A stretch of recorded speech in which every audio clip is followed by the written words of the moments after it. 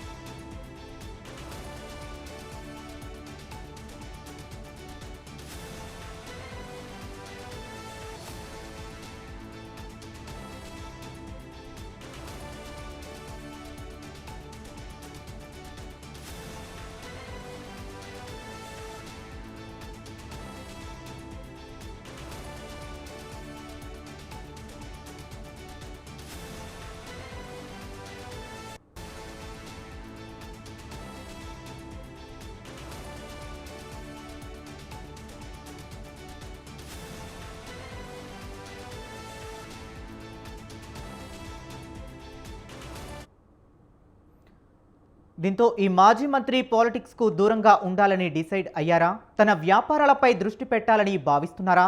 లేక తన వారసుల కోసమే రాజకీయాల నుంచి సైడ్ కావాలని అనుకుంటున్నారా? అందులో భాగంగానే పొలిటికల్ రిటైర్మెంట్పై మాజీ మంత్రి కామెంట్స్ చేశారా? ఇంతకు ఆ మాజీ మంత్రి ఫ్యూచర్ ప్లాన్స్ ఏంటి అన్నది ఆసక్తికరంగా మారింది.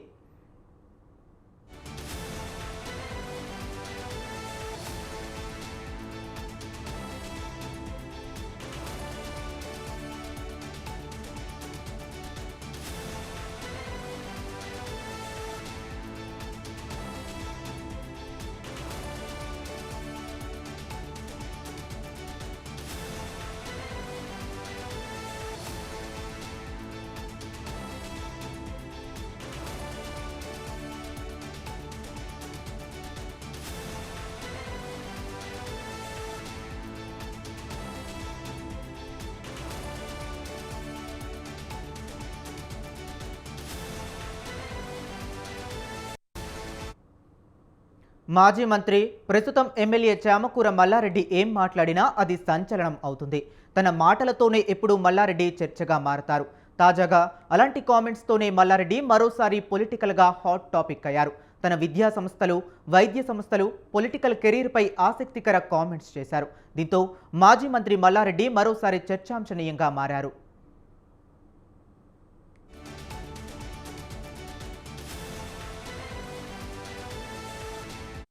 వరల్డ్ క్లాస్ డాక్టర్లను తయారు చేయాలన్నా మా మల్లారెడ్డి హాస్పిటలే వస్తుంది. వరల్డ్ క్లాస్ ఇంజనీర్లకు కావాలన్నా, వరల్డ్ క్లాస్ మేనేజ్మెంట్ కావాలన్నా, మంచి ప్రజలకు సేవ చేయాలన్నా అదంతా కూడా అదృష్టం నాకే కల్పించినందుకు ఆ భగవంతునికి, మా ప్రజలందరికీ కూడా చాలా చాలా ధన్యవాదాలు. దానికి తోడు ఈరోజు సంధి ఒక 5 మెడికల్ షాప్లు ఓపెన్ చేస్తున్నాం. వన్ హెల్త్ అని ప్రతి ఒక్కరికి ఎక్కువ రేటుకు రాష్ట్ర వ్యాప్తంగా కూడా అన్ని వన్ హెల్త్ మీద మెడికల్ షాప్స్ ఓపెన్ చేసి ప్రతి ఒక్కరికి అందుబాటులో కాస్ట్ టు కాస్ట్ మందులు ఉండేటట్టు వాళ్ళందరికీ కూడా అందుబాటులో తీసుకొస్తున్నాం వన్ హెల్త్. దానికి తోడు ఒక ఫస్ట్ ఫేస్లో ఒక 50 అంబులెన్సులు కూడా 108 మాదిరిగా 50 అంబులెన్సులు వన్ హెల్త్ మీదనే అవి కూడా రిలీజ్ చేయబోతున్నాం. తొందరగానే ఆదుకునేటట్టు, సమయానికి వాళ్ళను హాస్పిటల్లో చేర్చేటట్టు ఇవన్నీ కూడా కావాలని. ఎందుకంటే భగవంతుడు మా పిల్లలను అందరినీ మంచిగా చూస్తున్నాడు, మంచిగా ఇచ్చాడు అందరికీ. మల్లారెడ్డి ఎప్పుడూ యాక్టివ్గా ఉంటారు. ఎక్కడకు వెళ్ళినా తన మార్కు ఉండేలా మల్లారెడ్డి వ్యవహార శైలి ఉంటుంది. ఇక విద్యా వ్యాపారవేత్తగా ఉన్న మల్లారెడ్డి 2014లో పొలిటికల్ ఎంట్రీ ఇచ్చారు. టీడీపీ నుండి మల్కాజ్గిరి లోక్సభ ఎంపీగా పోటీ చేసి గెలిచారు. అప్పుడు టీడీపీ నుండి రేవంత్ రెడ్డి మల్కాజ్గిరి ఎంపీ టికెట్ ఆశించినప్పటికీ మల్లారెడ్డికే టికెట్ దక్కింది. దీంతో రాష్ట్రంలో బీఆర్ఎస్ అధికారంలోకి రావడంతో మల్లారెడ్డి ఆ పార్టీలో చేరారు.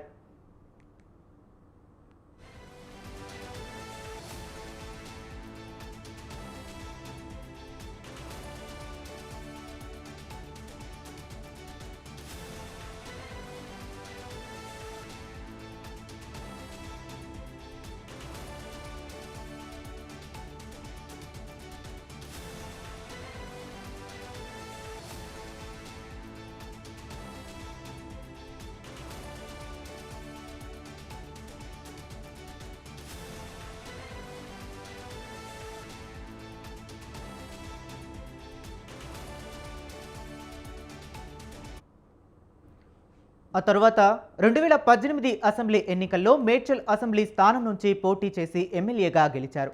కేసీఆర్ క్యాబినెట్లో మంత్రి అయ్యారు. 2019 లోక్సభ ఎన్నికల్లో తన అల్లుడు మర్రి రాజశేఖర్ రెడ్డిని మల్కాజ్గిరి నుండి పోటీలోకి దింపారు. అప్పుడు కాంగ్రెస్ నుండి పోటీ చేసిన రేవంత్ రెడ్డి విజయం సాధించారు. 2023 అసెంబ్లీ ఎన్నికల్లో మల్లారెడ్డి మేడ్చల్ నుంచి మరోసారి ఎమ్మెల్యేగా గెలిచారు. తన అల్లుడు మర్రి రాజశేఖర్ రెడ్డిని మల్కాజ్గిరి ఎమ్మెల్యేగా గెలిపించుకున్నారు. కానీ రాష్ట్రంలో బీఆర్ఎస్ అధికారానికి దూరమైంది.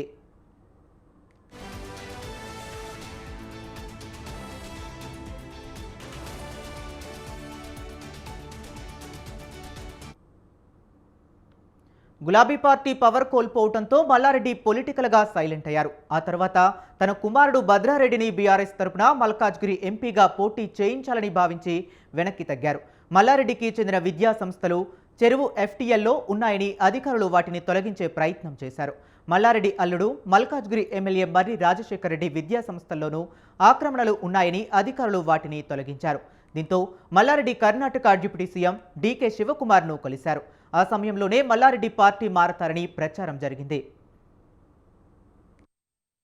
భారతదేశం అంతా కూడా డీమ్డ్ యూనివర్సిటీలు పెట్టాలనుకుంటున్నా. ఇప్పుడు నోయిడాలో ఒకటి ఫైనల్ అయిపోయింది, డీమ్డ్ యూనివర్సిటీ నోయిడా దాంట్లోనే. దాని తర్వాత లక్నోలో కూడా అక్కడ మన యోగి సీఎం గారు ఏఐ సిటీ తయారు చేస్తున్నాడు. ఏఐ మీద సిటీనే తయారు చేస్తున్నాడు. 10,000 కోట్లు ఖర్చు పెడుతున్నాడు ఏఐ సిటీ కోసం.